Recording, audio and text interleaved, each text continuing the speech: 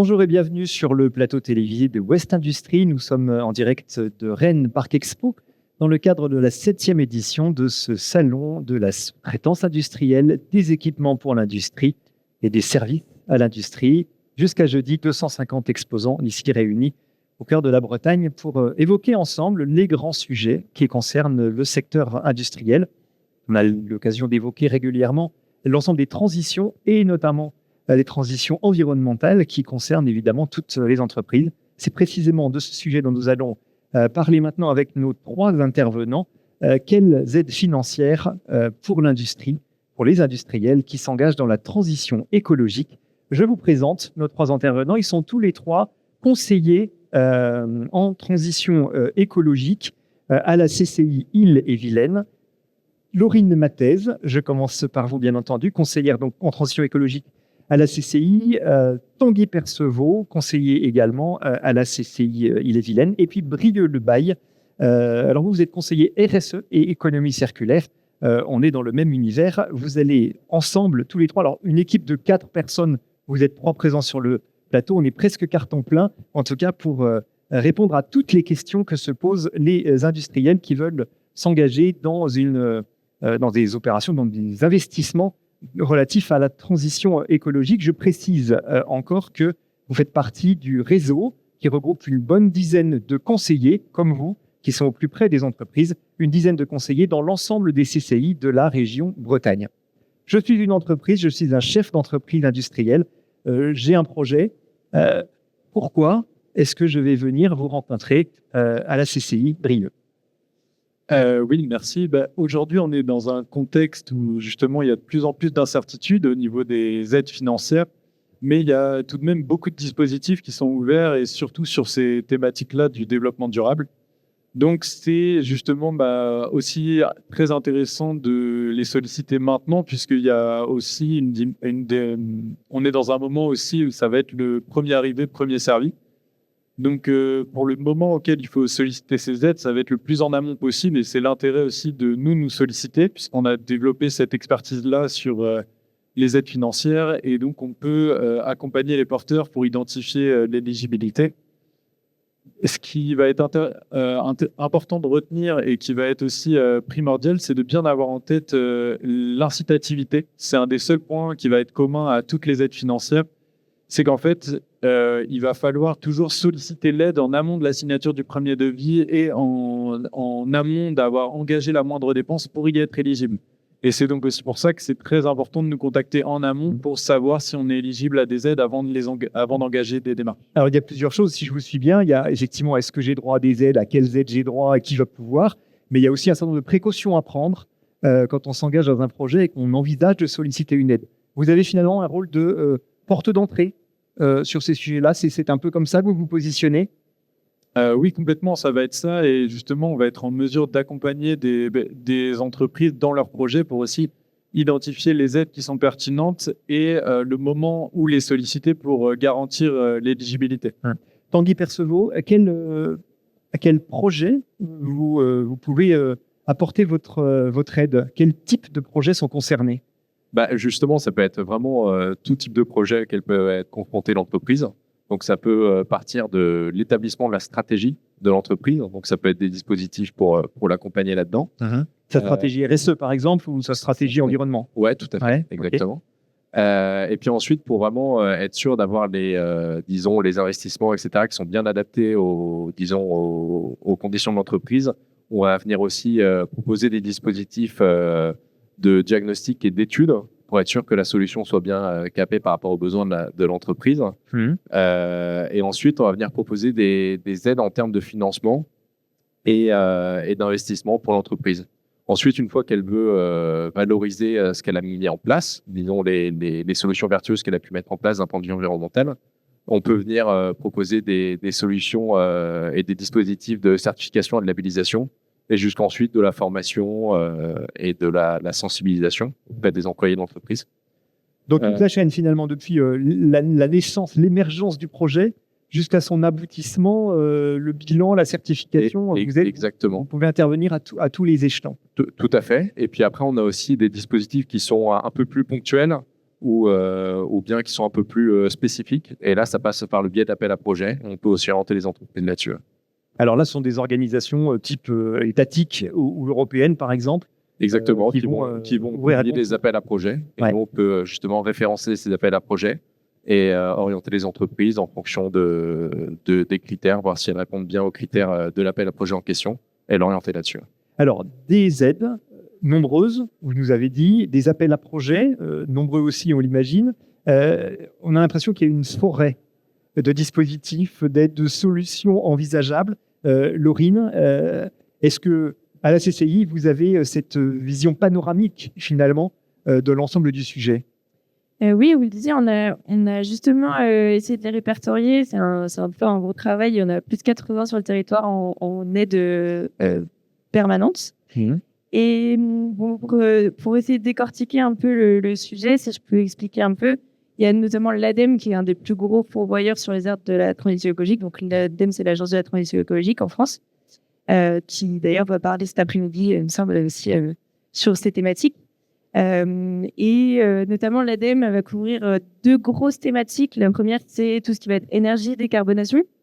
Donc là, il y a des aides spécifiques à l'industrie, au tertiaire. Ça va être de l'aide aux études, au diagnostic et puis après à l'investissement. Et le deuxième gros sujet de l'ADEME, ça va être l'éco-conception et l'économie circulaire. Donc là, vraiment tout ce qui va être économie de matière, recyclage de matière, etc.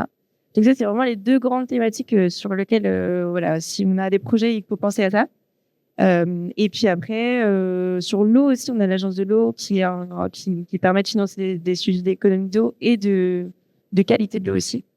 Et puis derrière, d'autres appels à projets plus ponctuels, des aides de la région ou des EPCI. Et nous, on fait ce travail-là de veille, on fait ce travail-là pour essayer de décortiquer tout ça. Donc, c'est pas hésiter à venir nous voir et à nous contacter sur ce sujet. C'est un peu compliqué, Brieux, cet écosystème de l'appui à la transition écologique. Il y a beaucoup d'acteurs, il y a beaucoup d'aides. Est-ce que c'est suffisamment lisible pour les chefs d'entreprise? Effectivement, on peut bien comprendre que ce soit complexe et nous, c'est pour ça qu'on a voulu aussi développer cette expertise. Donc, comme le disait Laurine, on est relais de l'ADEME. Donc, on a pour mission de faire connaître et faire la promotion de leurs dispositifs pour permettre aux entreprises éligibles d'identifier et de solliciter ces dispositifs. Mais en plus de ça, nous, on a développé une expertise sur toutes les aides financières pérennes en ce moment sur le territoire, pour être en mesure, quand on conseille les entreprises sur les dispositifs de l'ADEME, d'aussi les informer et les orienter sur les autres dispositifs qui vont exister. Effectivement, pour une entreprise, c'est compliqué. Ça va prendre beaucoup de temps d'aller recenser toutes ces aides. C'est pour ça que nous, justement, on a fait ça. Et on est en mesure d'accompagner et de leur présenter ça gratuitement. Donc, alors c'est gratuit, ça c'est un élément important. De toute façon, j'allais vous poser la question, évidemment. Donc tout ce dont on est en train de parler là, c'est une intervention gratuite de la part des CCI. Exactement. Nous, on va accompagner gratuitement l'entreprise pour un rendez-vous où justement on va lui expliquer les différents dispositifs qui peuvent correspondre à ses besoins. Pour ça, nous, on a développé des outils qui nous permettent rapidement, sur un rendez-vous court, d'identifier les aides qui sont potentiellement éligibles et qui peuvent correspondre au projet de l'entreprise. Et suite à ça, on peut aussi développer des prestations d'accompagnement pour justement aller faire les dossiers, etc. Mais ça, c'est dans un second temps. Et dans tous les cas, gratuitement, on peut orienter sur les aides financières. Et donc, il faut pas hésiter à se tourner vers nous, puisque justement, on peut le faire et on a développé des outils pour ça. D'ailleurs, on est sur le stand E02 dans le coin là-bas, au fond à droite. Vous avez raison de faire votre pub. Donc, West Industrie, allez visiter le stand de la CCI 35. Si vous voulez une démonstration ou prendre un rendez-vous pour justement le faire. Et à côté de ça, on a aussi un outil de veille qui peut être qui est concentré sur l'industrie, qui est une newsletter environnementale, et dans laquelle vous allez pouvoir retrouver tous les différents événements, etc. sur ces thématiques-là, mais aussi du coup tous les nouveaux dispositifs de financement qui sortent ou vont bientôt sortir. Ça permet aussi pour un industriel de se tenir à jour des différents dispositifs qui sortent. Votre équipe, je l'ai dit tout à l'heure, c'est 4 personnes à la CCI 35, une dizaine sur l'ensemble des CCI de Bretagne. C'est une équipe qui s'est renforcée, qui s'est étoffée depuis quelques mois. Pourquoi, Tanguy ? Oui, tout à fait. Avec Brieux, on est arrivé relativement récemment. En fait, on constate aussi que c'est une demande croissante des entreprises de pouvoir être accompagnées sur les aides et sur d'autres dispositifs de la CCI. Vous le ressentez aujourd'hui, il y a plus de demandes, il y a une appétence plus forte pour ces sujets. Tout à fait. Justement, on constate aussi qu'il y a beaucoup d'aides nationales qui sont conditionnées à la performance environnementale des entreprises. Donc, c'est un gros enjeu pour les entreprises de pouvoir mettre en place des actions pour réduire leur impact environnementaux. Et c'est un gros sujet aussi pour les entreprises de travailler de façon plus générale sur la transition écologique afin de pouvoir justement actionner ces leviers de résilience en cas de tension qu'on peut constater aussi sur les approvisionnements énergétiques et les approvisionnements en termes de matériaux. Et en termes de résilience, c'est aussi un enjeu pour pouvoir pérenniser leur activité et aussi mieux gérer leurs coûts. Et voilà. Puis, alors, il y a un engagement volontariste de la part des entreprises aujourd'hui, clairement. Exactement. Et puis, il y a aussi une obligation parfois, quand on répond à des appels d'offres ou à des commandes de grands groupes, d'avoir fait quelque chose en matière environnementale. Tout à fait. C'est une virtuosité qui peut être aussi requise par la chaîne de valeur, soit en amont, soit en aval. Et puis, on constate d'un point de vue volume aussi que la demande, en tout cas d'accompagnement sur les aides augmente. Nous, en termes de volume, les ordres de grandeur, en Bretagne, on est à peu près sur 300 accompagnements d'entreprises par an et une centaine sur le département d'Ille-et-Vilaine. Sur quelle problématique plus spécifique on vient vous chercher ? Il y a comme ça des grandes familles de sujets ? En effet, on a vraiment 2 grosses thématiques en ce moment qui sont quand même le fonds chaleur et les problématiques liées à l'eau. Donc le fonds chaleur, quelques mots peut-être simplement pour nous expliquer de quoi il s'agit. Donc... On pourra l'expliquer un peu plus, mais c'est sur justement les territoires d'industrie, sur le territoire et le développement de l'industrie à l'échelle régionale. D'accord. Et le fonds chaleur précisément, c'est le financement de chaleur renouvelable qui est un gros volume d'aide à l'ADEME. Et qui finance les panneaux solaires photovoltaïques justement thermiques, de la récupération de chaleur pour les industries qui produisent beaucoup de chaleur, qui permettent de la récupérer, etc. Et voilà, c'est partie des grosses thématiques en ce moment qu'il faut pousser. Surtout, c'est vraiment de l'économie brute en termes d'énergie. Les services, Laurine, puisque vous avez la parole, les services que vous proposez concrètement aux entreprises qui viennent vous voir, donc par-delà ce premier rendez-vous qu'évoquait Brieux tout à l'heure, quels seront-ils ensuite ? Gratuits, on l'a compris, mais jusqu'où vous allez auprès des industriels ? Ce premier rendez-vous, on parle là beaucoup des aides, mais aussi nous, on a une expertise du coup sur l'environnement, donc ça permet aussi d'avoir, nous, une vision un peu des ordres de grandeur, des grands enjeux de l'entreprise. Sur certains projets, il y en a qui sont plus ou moins matures. On peut avoir des entreprises qui vont se poser la question de ce qu'il vaut mieux commencer par un audit énergétique ou direct un bilan carbone, des choses comme ça. Donc nous, on va pouvoir aussi un peu éclairer sur les échéances, au niveau des projets.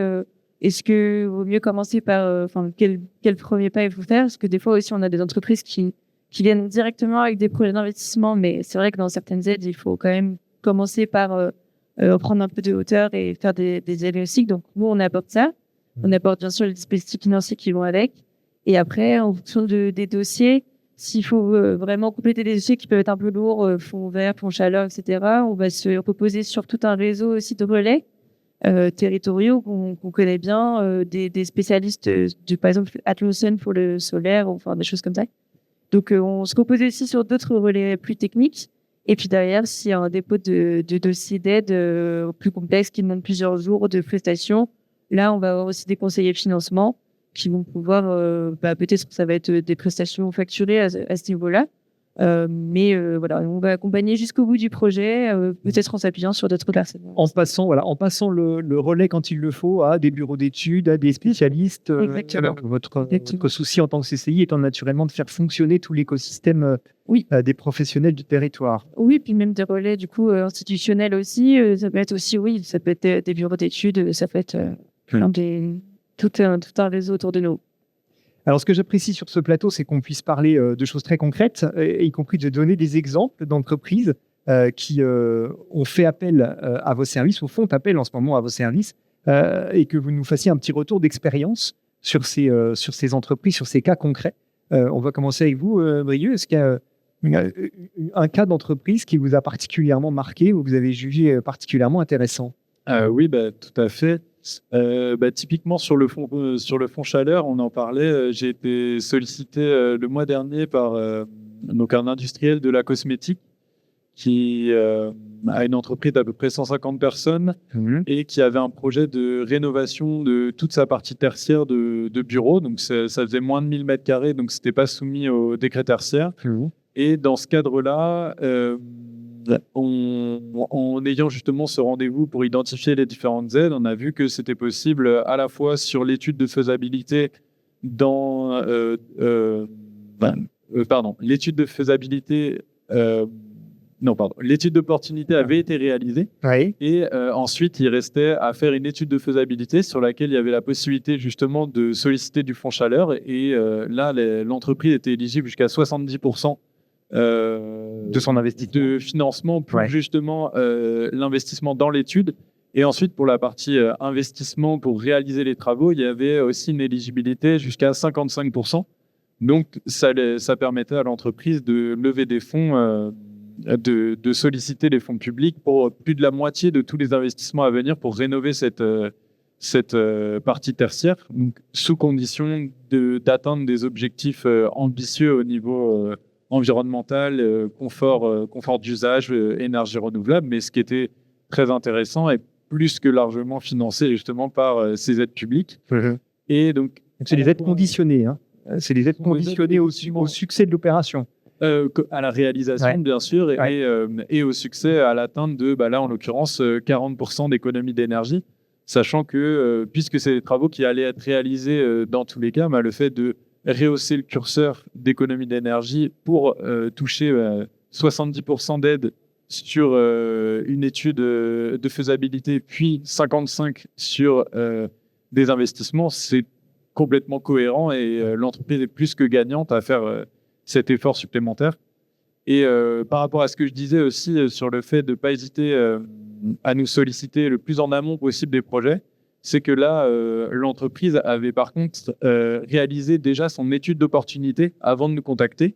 Et cette étude d'opportunité, donc elle était déjà réalisée, donc elle était déjà éligible à une aide, mais elle aurait pu, elle aussi, être financée à 70% dans le cadre de ce fonds chaleur.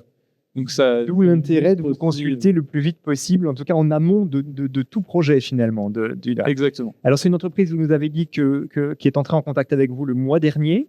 Que j'ai rencontré le mois dernier. Voilà. Et ce processus-là, il va être long, qu'on ait une petite idée. Oui, effectivement. Donc l'étude de faisabilité, d'opportunité était déjà réalisée. Maintenant, il faut faire l'étude de faisabilité. Pour ça, justement, il y a les relais dont parlait Laurine qui peuvent entrer en œuvre. Donc là, ça va être par exemple Atlanson qui va venir expertiser par exemple la possibilité pour une pompe à chaleur solaire ou pour du solaire thermique par exemple. Donc ça, c'est 2 jours d'expertise par des ingénieurs spécialisés. Donc ça, c'est complètement pris en charge par le fonds chaleur. Et suite à ce que eux vont préconiser, là, il y aura l'étude de faisabilité qui va être réalisée sur la base de ce qui aura été préconisé. D'accord. On peut espérer que tout ça soit à peu près conclu à quel horizon? C'est 6 mois, c'est 1 an Alors, tout dépend en fait de la solution qui va être retenue et d'après à quelle vitesse l'industriel va lui solliciter ces relais-là, puisque là en l'occurrence on a fait uniquement le rendez-vous pour qualifier le besoin et orienter sur les différents financements. Donc après c'est aussi en fonction du dirigeant et de sa priorité à engager l'action. Laurine? Oui, pour compléter, en plus, ça va dépendre. Lui, c'est des travaux qu'il a déjà envie d'engager, donc son échéancier de travaux aussi. Après, l'aide, ça peut prendre quelques mois pour être instruit, mais à partir du moment où on a fait le dépôt de la demande, on peut se lancer. Ensuite, ça peut aller vite. Très bien. C'est ça. Un exemple? Oui, un exemple. J'en ai même 2 sur le sujet de l'éco-conception. Un industriel une entreprise qui se crée et qui va lancer une industrie agroalimentaire l'année prochaine et qui se questionne sur l'éco-conception de ses produits. Donc, l'ADEME propose tout un parcours sur l'éco-conception qui va vraiment des premiers pas. En fait, cette entreprise-là, ils sont déjà accompagnés par un bureau d'études en innovation alimentaire.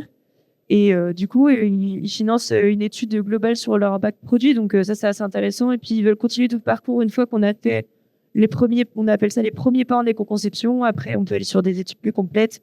Puis derrière, sur de la mise en œuvre de ces leviers-là qu'on aura identifiés. Donc, voilà, c'est une entreprise que j'accompagne en ce moment. Et à contrario, pareil, un petit exemple pour montrer qu'il ne faut pas forcément s'y prendre trop tard, c'est que j'ai aussi été contactée par une entreprise qui souhaitait changer une machine de coupe. Donc ça, c'est une entreprise plutôt de la maroquinerie et qui souhaitait voir s'il y avait des aides pour cet équipement. Et pour le coup, cette machine-là permettait vraiment de réduire les chutes de production et d'optimiser sa coupe. Mais malheureusement, elle n'avait pas du tout fait d'études préalables, d'études d'impact, etc. Et pour l'éco-conception, c'est un prérequis. Donc, c'est toujours intéressant d'aller en amont des projets, parce que du coup, l'entreprise a acheté cette machine sans aide. Il n'y a pas eu possibilité de rattraper le coup. C'est ça. Donc, il faut aussi profiter des aides pour tout ce qui va être études, audits, sur des sujets comme l'énergie, comme l'éco-conception, parce que ça devient de plus en plus des prérequis pour ce qui va être des aides à l'investissement par derrière. Donc, c'est intéressant aussi de se pencher sur le sujet. Et puis, comme disait Tanguy, c'est toujours des apports aussi en termes de maîtrise des flux, des process. Ça permet aussi de se questionner sur les impacts, et de derrière bénéficier aussi d'aides financières plus conséquentes. Voilà. On termine avec vous, Tanguy, sur un exemple d'entreprise qui vous a marqué. Oui, tout à fait. On a pu accompagner justement une entreprise de fougères dans le secteur de la maroquinerie, qui, dans le cadre d'investissement de grossissement industriel, a pu bénéficier d'une aide de 200 000 euros dans le cadre du Fonds vert, donc territoire d'industrie, et qui, en plus d'avoir un accompagnement assez généraliste de la CCI dans le montage de son dossier, on a pu l'accompagner justement dans la complétion des critères environnementaux, pour s'assurer que le projet justement avait des vertus environnementales, ce qui lui a permis d'accéder aux 200 000 euros d'aide. Donc là, ça s'est bien passé en l'occurrence parce qu'on s'y était pris à temps. Tout à fait. J'ai bien noté ce point d'attention, ce point de vigilance, parce que vous disiez, Brio, dès le début de notre entretien, d'anticiper les choses et de venir vous voir avant même, j'allais dire, d'avoir bougé le petit doigt pour bien programmer les choses. Il y a toujours un risque quand une entreprise se dit je pourrais peut-être bénéficier d'aide et je commence à me renseigner un peu, c'est que, on se retrouve avec des dossiers absolument considérables à remplir, des paperasseries gigantesques, et puis deux, le risque déceptif, c'est-à-dire que je pensais y avoir droit, mais parce que je suis juste en dessous du nombre d'effectifs, etc., ou pour un critère quelconque, je n'y ai pas droit. Votre rôle, c'est aussi d'alerter les entreprises là-dessus, de les accompagner finalement sur ces points potentiellement déceptifs. Laurine. Oui, c'est toujours le risque. Ça, on ne sait jamais trop quand on commence. Et puis, comme on le disait, il y a énormément de dispositifs. Donc, des fois, même on pense à quelque chose, on croit qu'on peut être éligible. Et puis, il y a des petites lignes qui font que forcément, il n'y aura pas forcément toujours l'aide adaptée. Mais après, l'idée, c'est aussi de faire rentrer ces projets. Si les aides publiques veulent pousser un sujet, pousser un certain type de projet, etc., c'est aussi qu'il y a des raisons derrière et ça permet aussi peut-être des fois d'orienter un petit peu son projet pour si on veut par exemple mettre du panneau photovoltaïque parce que c'est un sujet où on se dit maintenant il faut qu'on fasse l'autoproduction énergétique. Ouais. En fait, peut-être que si on a un industriel et qu'on a besoin de beaucoup de production de chaleur pour chauffer de l'eau, par exemple, en fait, c'est peut-être plus intéressant d'aller chercher du solaire thermique qui permet de chauffer de l'eau. Plutôt que de faire de l'électrique. Il y a quand même aussi, il y a ça permet, les aides publiques permettent aussi de mettre en avant des solutions qui sont pas forcément le sens. Et oui, forcément, des fois, il y a forcément des moments des déceptions, mais on peut aussi réorienter un petit peu les projets. Oui. On peut aussi, essayer de rentrer dans d'autres cases, hein. Ça peut être le cas. Oui, finalement, c'est votre compréhension du sujet de façon globale qui permet d'aiguiller les entreprises vers la solution la plus adaptée ou la piste la plus intéressante pour elles. Il n'en reste pas moins qu'on est dans une période qui est un petit peu tendue sur le marché, sur le domaine des aides publiques. On voit, globalement, on va plutôt à la baisse.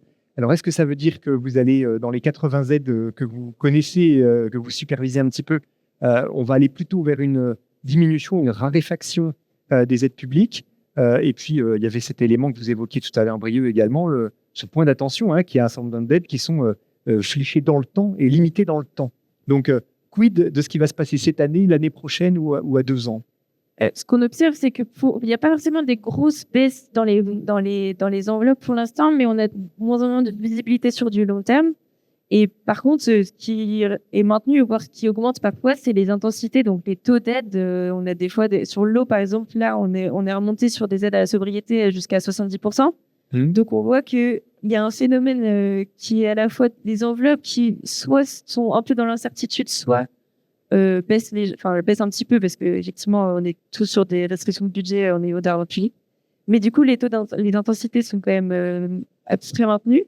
Donc, on s'attend quand même à ce qu'il y ait, in fine, que ce soit un peu court. On a des appels à projets où il n'y a plus qu'une relève qui sont de plus en plus courts. Donc, c'est vrai qu'il faut être quand même un peu sur le qui-vive. Et c'est pour ça que notre message aujourd'hui, c'était qu'il fallait pas attendre et qu'il fallait aussi penser à ces projets très en amont et puis de contacter pour être sur le qui-vive au moment où les appels à projets sortent, au moment où il y a des relèves sur des fonds, etc.